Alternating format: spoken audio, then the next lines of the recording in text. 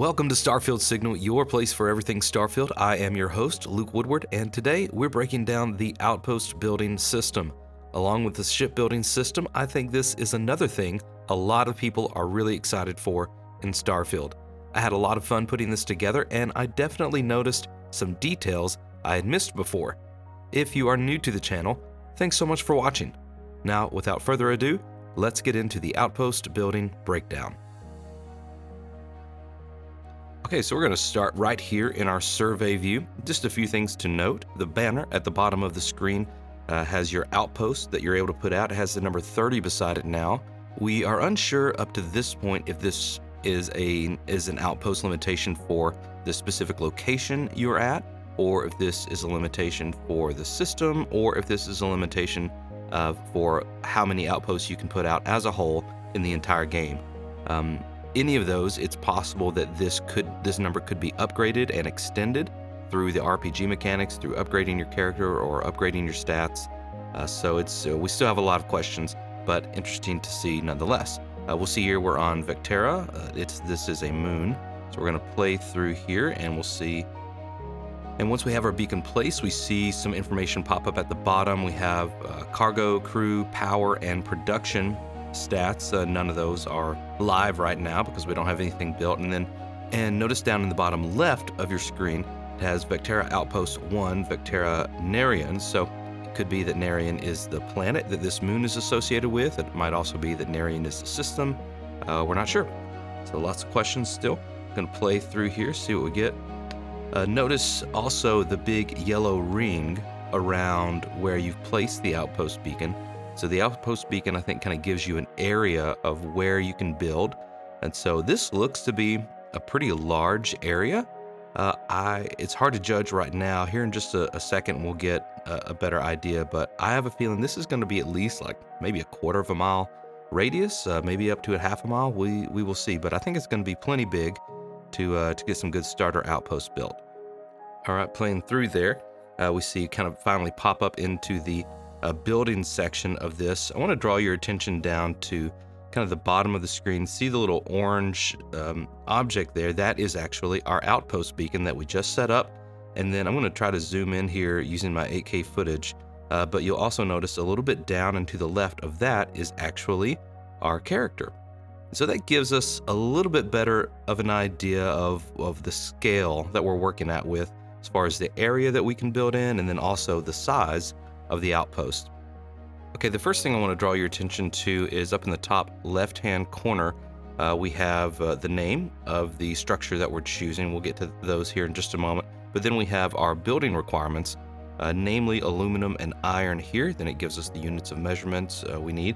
Also gives us an idea of the operating cost. So pretty soon we're going to have to start worrying about power. We already see down in the bottom right part of the screen where we were looking earlier, the cargo, crew, power, and production. Our power has jumped up to 30, so I'm unsure if that means that so far we need 30 units of power for this structure we've built so far, or if we're generating 30 units of power. Again, we will hopefully find out in the showcase coming up. So going ahead and moving your attention to the right part of the screen where we see the structures listed, and notice that it has the left bumper and right bumper indicators up there as well. So that lets us know that we can cycle through different categories of building units. So these are structures. There are probably a lot of other things, cool things, that we can check out too, but we don't get to see that in this specific part of the video. Again, looking down our list of structures, we have our airlock, which is pretty much our entrance to the structure, to the outpost. Then we have a 4-wall habitat. Doesn't give us any kind of indication as to what that is. Might just be a generic basic room for getting our coffee, maybe doing some planning, or just walking around in, just kind of filling out the outpost as a whole. Here we get into the next one down, the hydroponic habitat A. And hydroponics, I wasn't familiar with this, but I looked it up on Wikipedia, and this is a type of horticulture and a subset of hydroculture, which involves growing plants, usually crops or medicinal plants, without soil by using water-based mineral nutrient solutions in aqueous solvents. So that sounds really cool. Also, a great way to make sure you can grow food on barren planets that you can't grow crops in. So, of course, that would make sense if this is going to be, more grounded game, kind of in science and technology. Then, if you have a crew, operating this outpost, they're going to have to eat, right? You're going to have to sustain them, not only with the finances, which we've talked about that in the economy video. If you haven't checked that out, I'd love for you to go watch that. I'll put a card up in the top part of the screen here. But we're also going to have to sustain them with food. So that kind of makes sense, and that's cool. They're thinking about that. So have our hydroponic habitat. We also see the science habitat, and this is a small version. And then below that, we have our military habitat. So these are what I'm going to safely assume is where we do our research and then our crafting, respectively. So that's cool that we're going to have, this isn't just like a bench, like a workbench like a lot of RPGs have, but this is an entire room, an entire building dedicated to crafting or dedicated to research. And as we've seen in some of the trailers so far, it really looks like you're building out these areas that it's going to look really neat. So I'm excited for that. And then if we keep going down, we also see there is another hydroponic habitat structure, the round structure. Then we have a small hex habitat, and then a hallway, and then a watchtower. So a lot of those things, again, are probably just structures to kind of build out your outpost, design it the way you want, make sure you have enough crew space for the crew you need to operate this outpost. And then the watchtower, I find that interesting. I've heard other people talk about that these watchtowers could be for managing the traffic coming in and out of your outpost area for trading, for trade routes. So if you set up a trade route with different research or different resources you've gathered, that could be cool. It also might be for protection, like if there are aggressive and dangerous fauna in the area to man those off to protect your crew.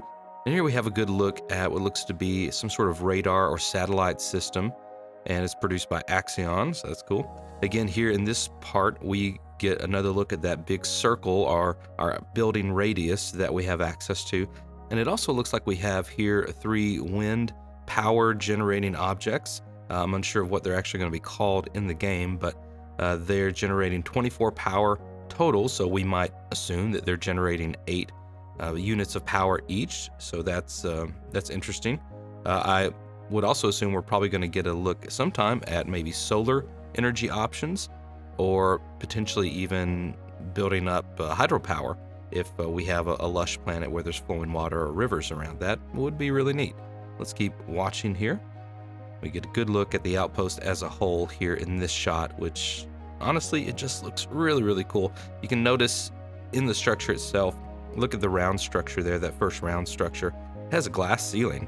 And so you can see in there, which is really, that's just a great design choice, I think.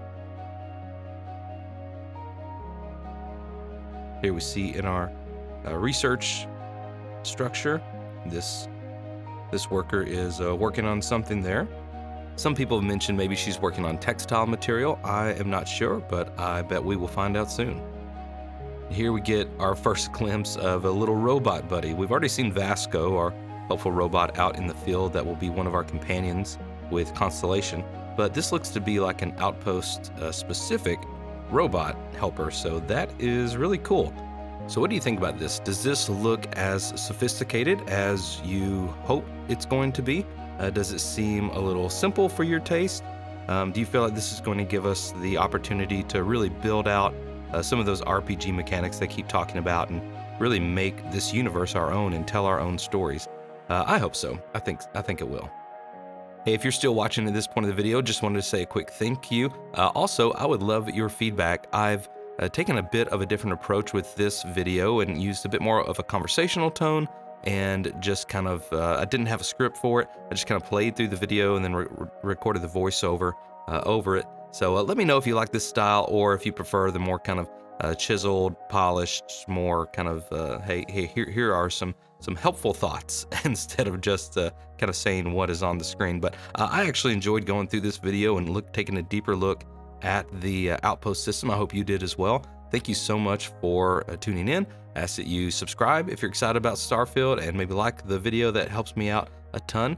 And that is all we have for today, but keep a lookout for other videos coming very soon. Specifically, I have one in the works going into a deep dive about the faction system and the different factions of Starfield. I'm very excited about that, but it's taking a little more time than I anticipated, just because there's not much on it, and so I want to be sure to give you guys a good video. But for now, thank you for watching, and may you find wonder as you journey through the stars.